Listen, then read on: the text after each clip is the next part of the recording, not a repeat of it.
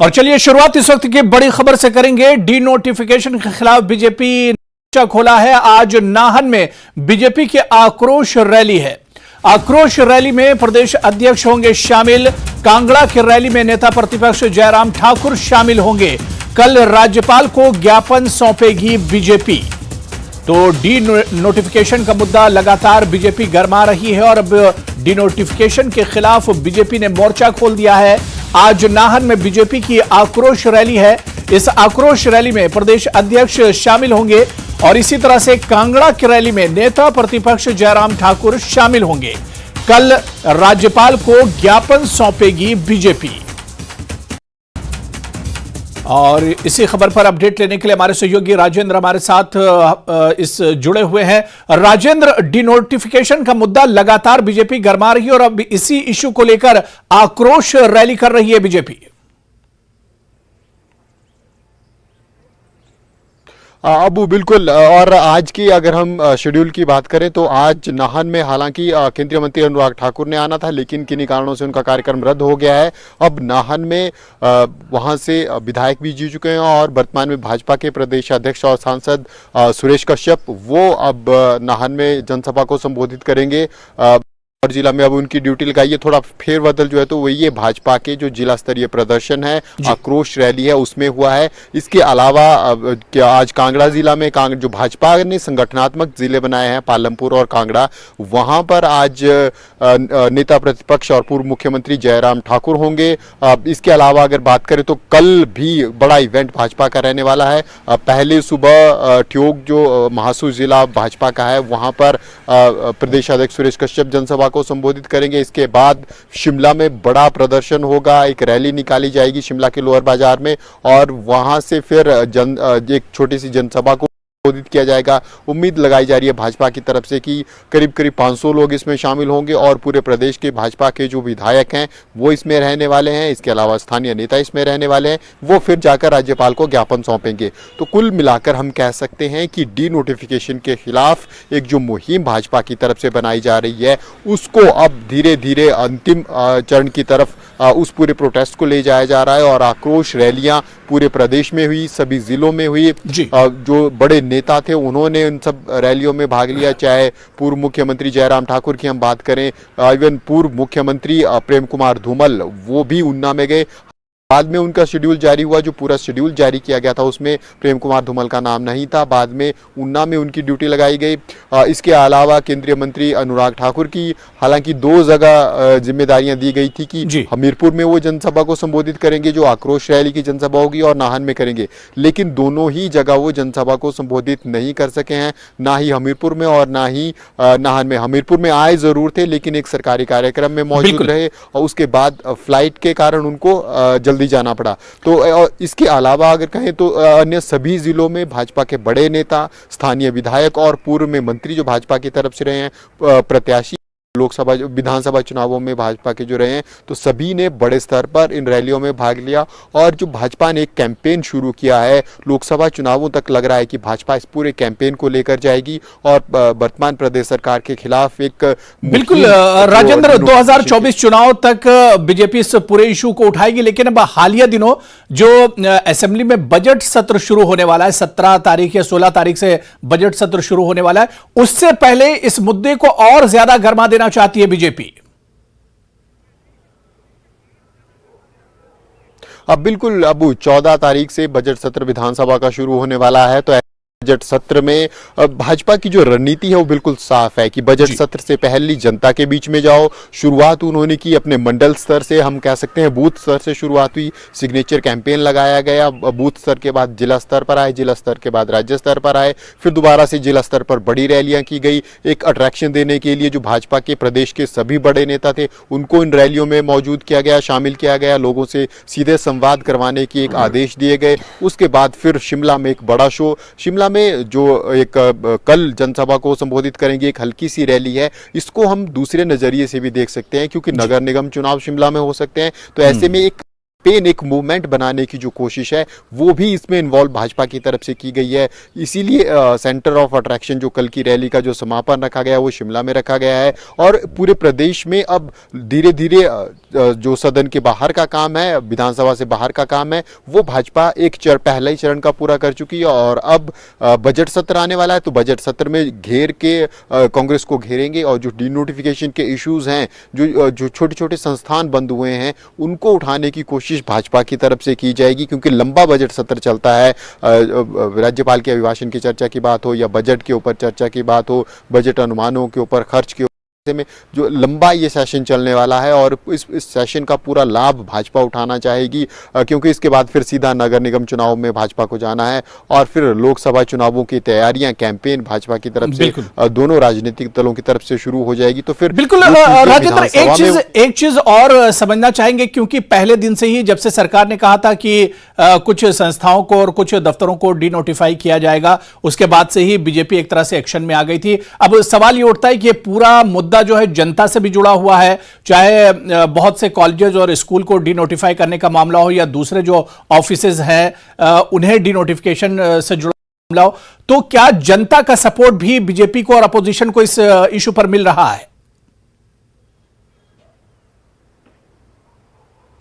कुछ एक संस्थान है जिनकी बात भाजपा कर रही है और यही कोशिश भाजपा की थी कि जनता का सपोर्ट किसी ना किसी तरह से भाजपा के पक्ष में आए और जो एक एग्रेशन है संस्थान बंद होने का, वो जो एक लाभ है वो भाजपा को मिल सके। अब हालांकि जो छोटे स्तर के प्रदर्शन थे वहां जरूर देखा गया कि कुछ लोगों को शामिल किया गया है, लेकिन अभी तक कोई ऐसी बड़ी रैली या बड़ा प्रदर्शन, हम कह सकते हैं कि प्रदेश स्तर का कोई प्रदर्शन डी नोटिफिकेशन के खिलाफ फिलहाल नहीं, क्योंकि काफी जल्दी भी अभी कांग्रेस सरकार को बने हुए प्रदेश में 3 महीने का समय हुआ है, तो भाजपा ऐसे में इमेच्योर कोई बड़ा कदम नहीं उठाना चाहेगी। जो छोटे छोटे मूवमेंट्स हैं उनके माध्यम से ही कोशिश की जा रही है और खासकर अपने कार्यकर्ताओं को इन्वॉल्व किया जा रहा है। बूस्टअप अपने कार्यकर्ताओं को भाजपा कर रही है और अधिक से अधिक इन्वॉल्व करने की कोशिश कर रही है। जनता की सीधी भागीदारी सिर्फ सिग्नेचर कैंपेन में हुई है, प्रत्यक्ष तौर पर कोई बड़ा प्रदर्शन, बड़ा विरोध प्रदर्शन वो सिर्फ कल ही है जिसमें भाजपा ने सिर्फ कार्यकर्ताओं को आमंत्रित किया है और करीब करीब 500 की संख्या के आसपास शिमला जिला के, नगर निगम शिमला के और जो शिमला के साथ लगते क्षेत्र हैं वहां से कार्यकर्ताओं को बुलाया गया है। तो ऐसे में बड़ा प्रोटेस्ट अभी इस इशू के ऊपर नहीं है, लेकिन छोटे छोटे पॉकेट्स में प्रोटेस्ट भाजपा की तरफ से किया गया है। लोगों को इन्वॉल्व करने की पूरी कोशिश चली है, पूरी मुहिम चली है और जैसे जैसे लोकसभा चुनाव अब नजदीक आते जाएंगे फिर देखना होगा, क्योंकि फिर भाजपा बड़े प्रदर्शन हिमाचल प्रदेश में करेगी। बिल्कुल राजेंद्र, एक आखिरी सवाल, क्योंकि डी नोटिफिकेशन का मामला जब जब सामने आया और बीजेपी ने जब जब इस मामले को उठाया तो शुरू से ही सरकार और सीएम सुक्खू की तरफ से कहा जाता रहा है कि तमाम जो संस्थान है उन्हें बंद नहीं किया जाएगा, जहां पर जरूरत समझी उन इदारों को, उन संस्थानों को खोला जाएगा, उन्हें डी नोटिफाई नहीं किया जाएगा। ये तर्क एक तरह से सरकार की तरफ से लगातार दिया जाता रहा है कि जहां जरूरत होगी उन संस्थानों को खोला जाएगा।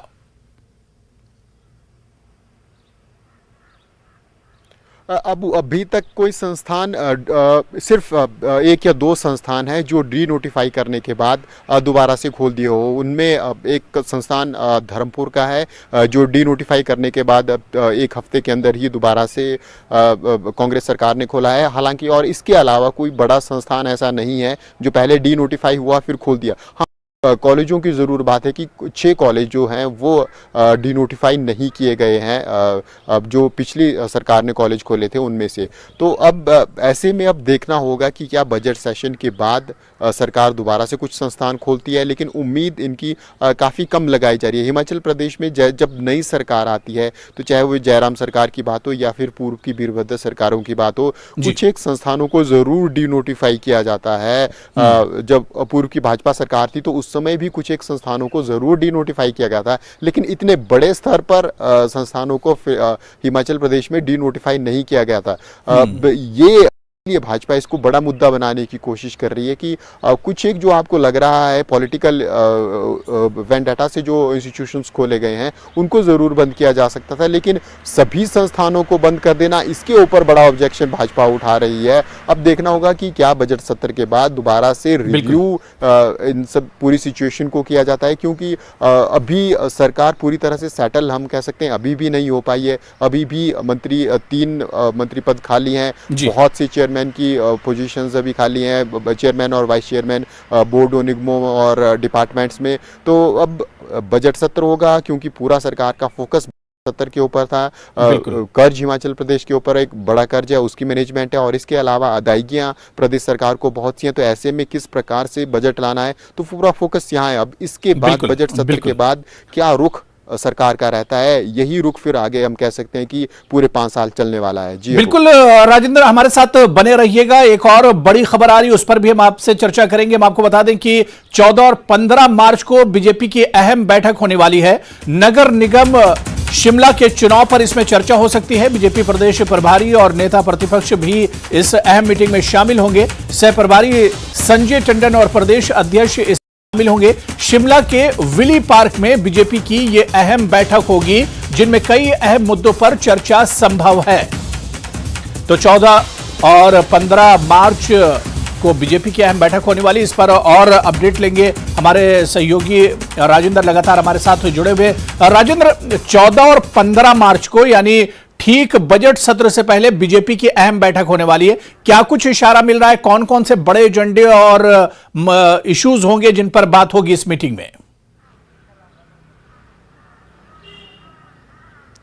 अब 14 तारीख को जैसे ही विधानसभा का बजट सत्र शुरू होगा, दिन शाम को भाजपा ने ये पहली बैठक रखी है, और इस बैठक में भाजपा के प्रदेश प्रभारी हैं वो रहेंगे, भाजपा के प्रदेश सह प्रभारी हैं वो रहेंगे, और इसके अलावा तमाम विधायक, नेता प्रतिपक्ष और प्रदेश अध्यक्ष के भी इस बैठक में मौजूद रहने की उम्मीद है। इसी बैठक में तय होगा कि कौन कौन सी कमेटियां बनानी है और किन किन विधायकों को, पूर्व विधायकों को और भाजपा नेताओं को जिम्मेदारी दी जाएगी नगर निगम शिमला के चुनावों की। भाजपा की तरफ से कोशिश की जा रही है कि जो कैबिनेट मंत्री भाजपा के सुरेश भारद्वाज पूर्व में शिमला से विधायक भी रहे हैं लगातार, इस बार उनका विधानसभा हल्का बदल दिया गया था और चुनावों में हार का सामना उनको करना पड़ा था, उनकी एक बड़ी इन्वॉल्वमेंट नगर निगम में हो। अब देखना ये होगा कि क्या सुरेश भारद्वाज इस जिम्मेदारी को लेने के लिए तैयार होते हैं या नहीं होते हैं, क्योंकि उनकी इच्छा के विरुद्ध उनका हल्का बदला गया था और लास्ट मोमेंट पे उनको बताया गया था कि आपको कुसुम्पटी विधानसभा क्षेत्र से चुनाव लड़ना है। तो ऐसे में क्या सुरेश भारद्वाज की इन्वॉल्वमेंट हो पाती है,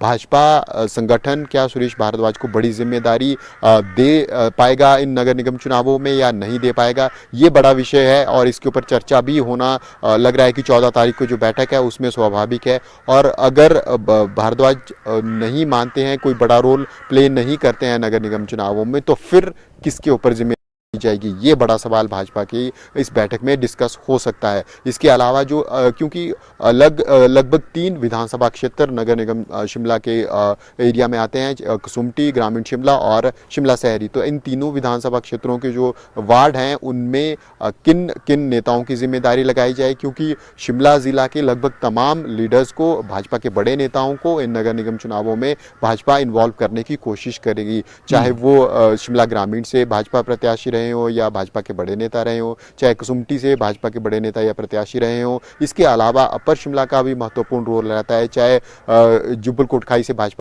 के जो प्रत्याशी रहे थे उनकी बात हो या फिर रोहडू की बात हो या फिर ठियो की बात हो, तो तमाम लोगों को इन्वॉल्व करने की कोशिश की जाएगी। और भाजपा चाहेगी कि लोकसभा चुनावों से पहले, क्योंकि सिर्फ एकमात्र यही चुनाव हिमाचल प्रदेश में होने आए, तो इससे एक पॉजिटिव वेव भाजपा के पक्ष में बने और भाजपा एक बेहतर स्थिति में हिमाचल प्रदेश शिमला नगर निगम चुनावों में आ सके। हालांकि चुनावों की डेट्स अभी फाइनल नहीं हुई है, चुनाव डायरेक्ट होंगे या इनडायरेक्ट होंगे ये भी फाइनल नहीं हो पाया है, क्योंकि अटकलें लगाई जा रही है कि इस बार नगर निगम में मेयर और डिप्टी मेयर के लिए डायरेक्ट चुनाव करवाए जा सकते हैं, क्योंकि कांग्रेस की अगर नजरिए से देखें तो कांग्रेस इस बार के चुनावों को अपने फेवर में पहली बात तो यही कि नई नई सरकार बनी है, 5 वर्ष का कार्यकाल सरकार का है, तो ऐसे में एक जो वेव रहती है वो सरकार के पक्ष में रहती है। इसके अलावा शिमला जिला की बात करें तो एक विधायक को छोड़कर सभी विधायक कांग्रेस के हैं, तो ऐसे में भी कांग्रेस एज मान रही है। तो अब ये देखना होगा कि सीएम सुखविंदर सिंह सुक्खू क्योंकि शिमला में लंबे समय तक रहे हैं, पार्षद यहाँ से रहे हैं,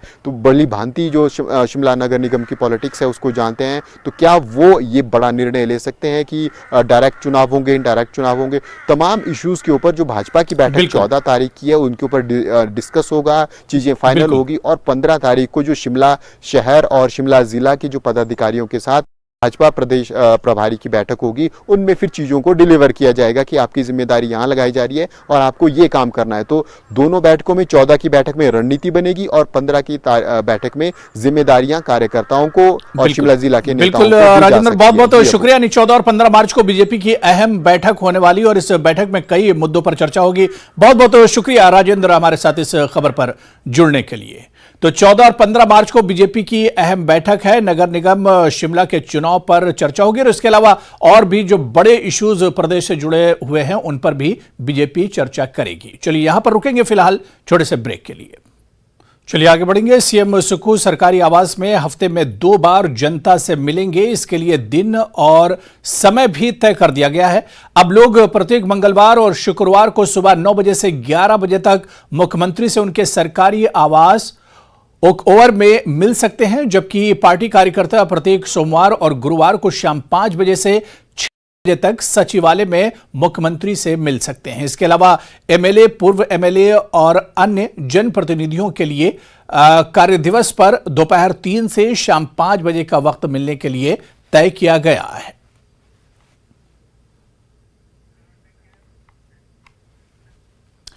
मुख्यमंत्री ठाकुर सुखविंदर सिंह सुक्खू शनिवार शाम को अपने सरकारी आवास से राज्य सचिवालय पैदल पहुंच गए। इस दौरान सीएम सुक्खू ने रास्ते में आम लोगों से बातचीत भी की।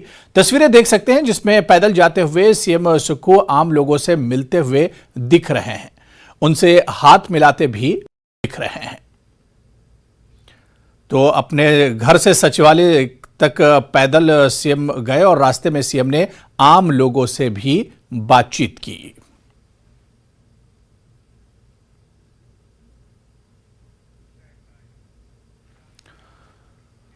खबर किन्नौर से है, जहां निर्माणाधीन 450 मेगावाट की शैंगटोंग जल विद्युत परियोजना में देरी पर सीएम ने नाराजगी जताई है। हिमाचल प्रदेश पावर कॉर्पोरेशन की इस परियोजना के लिए साल 2012 में टेंडर हुआ था और नवंबर 2017 तक निर्माण कार्य पूरा होना था, लेकिन यह तय समय में पूरा नहीं हो पाया और इसकी लागत भी बढ़ गई। HPPCL के अनुसार यह प्रोजेक्ट अक्टूबर 2026 तक बनकर तैयार होगा। सीएम ने इस परियोजना को लेकर पावर कॉर्पोरेशन के अधिकारियों से बैठक की और जुलाई 2025 तक प्रोजेक्ट पूरा करने के निर्देश दिए। बता दें कि सीएम सुक्खू ने शुक्रवार देर शाम Himachal Pradesh power corporation limited की समीक्षा बैठक की अध्यक्षता की थी। सीएम ने कहा कि विभिन्न कारणों से इसके निर्माण कार्य में विलंब हुआ है। इस देरी के चलते निर्माण लागत में वृद्धि हुई है, जिससे राज्य को नुकसान होता है। उन्होंने कहा कि सभी परियोजनाओं को समयबद्ध पूरा किया जाना चाहिए।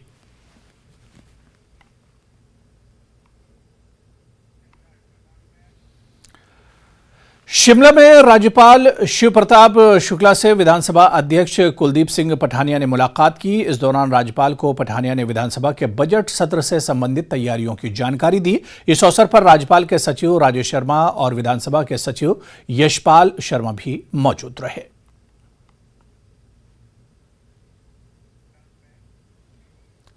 किन्नौर में राजस्व, बागवानी एवं जनजातीय विकास मंत्री जगत सिंह नेगी ने एकलव्य मॉडल रिहायशी विद्यालय के निर्माण कार्य का निरीक्षण दौरान उन्होंने लोक निर्माण विभाग के अधिकारियों को निर्माण कार्य में गुणवत्ता सुनिश्चित करने के निर्देश दिए। उन्होंने कहा कि विद्यालयों में बच्चों को सभी सुविधाएं उपलब्ध करवाने के लिए प्रदेश सरकार प्रतिबद्ध है। उन्होंने विद्यालय के नवनिर्मित भवन का निरीक्षण करते हुए कक्षाओं, कंप्यूटर लैब, पुस्तकालय, छात्रावास और निर्माणाधीन भवनों का भी दौरा किया और निरीक्षण के दौरान घटिया गुणवत्ता के दरवाजे, खराब पेंट जैसी कमियों को तुरंत दुरुस्त करने के निर्देश दिए। लोक निर्माण विभाग के अधिकारियों को उन्होंने निर्देश दिए।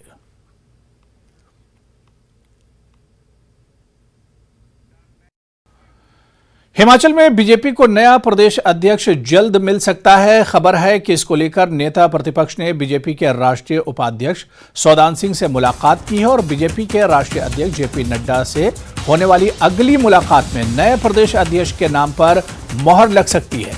बता दें कि मौजूदा वक्त में बीजेपी के प्रदेश अध्यक्ष सुरेश कश्यप हैं और उनका कार्यकाल जून में पूरा हो रहा है।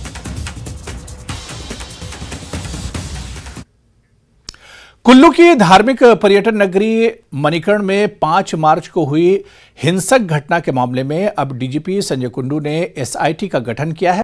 को लेकर डीआईजी मधुसूदन की अध्यक्षता में एसआईटी का गठन किया गया है, जिसमें एचपी साक्षी वर्मा और commandant 3rd battalion Pandoh Bhagat Singh Thakur जांच कमेटी के सदस्य बनाए गए हैं। इसमें पुलिस घटनास्थल पर लगी सभी सीसीटीवी कैमरों की फुटेज खंगालेगी और स्थानीय प्रत्यक्षदर्शियों से के बयान भी दर्ज किए जाएंगे। वहीं इस मामले में अभी तक पुलिस के हाथ खाली हैं। पुलिस की तरफ से किसी भी उपद्रवी की पहचान नहीं की गई है और ना ही इसमें अब तक कोई गिरफ्तारी हुई है। ऐसी घटनाओं की निंदा करते हैं और बिल्कुल एसआईटी का गठन हुआ है, उसमें जो भी उपद्रवी थे उन्हें पहचाना जाना चाहिए। लेकिन रात की घटना थी और मणिकर्ण में ऐसा नहीं है कि पहली बार ही ऐसा हो रहा है, पहले भी बहुत सारी घटनाएं हुई है। लेकिन हम हर एक उपद्रवी का, और बेशक वो बाहर से आए हो, बेशक हमारे बीच में हो, हम बिल्कुल उसकी भर्त्सना करते हैं ऐसी घटना की। और मैं समझता हूँ उसके साथ में हमारे को बहुत ही जो एक विश्वास के साथ और एक संजीदगी के साथ इस घाटी में पर्यटकों को आना भी हम स्वागत भी करना चाहेंगे और उसके साथ में ऐसे घटनाएं दोबारा ना हो। मैंने मुख्यमंत्री जी से मांग की है कि वो मणिकर्ण के क्षेत्र में हमें एक थाना स्थापित किया जाए। उसके लिए मैंने मुख्यमंत्री जी को पत्र लिख दिया और उसके लिए बहुत जल्दी 40 लोगों की फोर्स वहाँ पे स्थापित की जाएगी और मुझे उम्मीद है कि कानून व्यवस्था को सुचारू करने के लिए ये एक बहुत बड़ा कदम होगा। खबर मंडी से है, जहां के बल्ह में प्रस्तावित एयरपोर्ट के कारण पड़ने वाले सामाजिक प्रस्ताव का आकलन करने के लिए राज्य सरकार की ओर से नियुक्त किए गए SR एशिया कंपनी के स्थान पर जाहू में एयरपोर्ट बनाने की सिफारिश की गई है। SR एशिया कंपनी की 231 पन्नों की इस रिपोर्ट को बल्ह बचाओ संघर्ष मोर्चा ने आज पत्रकार वार्ता में प्रस्तुत किया। मोर्चे के अध्यक्ष जोगिंदर वालिया ने बताया कि बल्ह में सबसे अधिक उपजाऊ भूमि है। अगर यहां एयरपोर्ट बनता है तो इसमें 80% निजी उपजाऊ भूमि पूरी तरह से तबाह हो जाएगी, जबकि जाहू में 80% सरकारी भूमि जद में आ जाएगी। उन्होंने कहा कि जो बातें बल्ह के किसान कह रहे थे, उन बातों पर अब सर्वे करने वाली कंपनी ने भी अब मोहर लगा दी है। जमीन है, ये जमीन जो है ऐसी उपजाऊ जमीन हमें मिलनी चाहिए, ये 100% लोगों ने कहा है और 88% लोगों ने शर्त रखी है कि इस तरह की जो है रोजगार मिलना चाहिए। और उसके अलावा जो है मतलब इसके अंदर जो सब्जी उत्पादन का नुकसान होगा ये उन्होंने कहा है, बेरोजगार हो जाएंगे ये उन्होंने उसके अंदर कहा है। जो हम कह रहे थे किसानों की आर्थिक, सामाजिक और जो मानसिक स्थिति है उसका प्रभाव पड़ेगा। और दूसरी बात यह है कि जो लोग वहाँ पे उन्होंने 75% लोग ऐसे हैं जो ये कह रहे हैं कि 3 से 5 लाख रुपए जो है वो कमाते हैं एक फसल का, तो मतलब पूरा का पूरा जो उनका परिवार पालन पोषण होता है वो बर्बाद हो जाए, जो हम कह रहे हैं कई सालों से। तो चलिए, इस बुलेटिन में भी फिलहाल इतना ही। नमस्कार।